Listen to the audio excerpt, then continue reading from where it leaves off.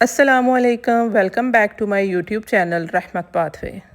آج امت مسلمہ ایک اور آزمائش سے گزر رہی ہے۔ ایران کے صدر کی شہادت کی خبر نے دلوں کو غم سے بھر دیا ہے۔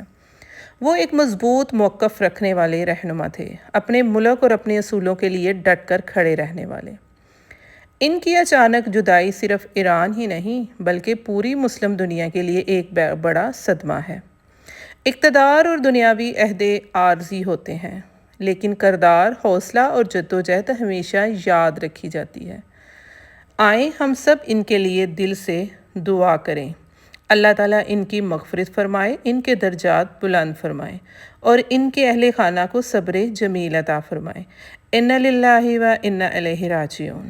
اگر آپ بھی دعائیں مغفرت کرتے ہیں تو اس ویڈیو کو لائک اور شیئر کریں اور چینل کو سبسکرائب کریں تاکہ یہ پیغام مزید لوگوں تک پہنچ سکے۔ اللہ ہم سب کو حق اور سچ پر قائم رکھے، آمین ثم آمین۔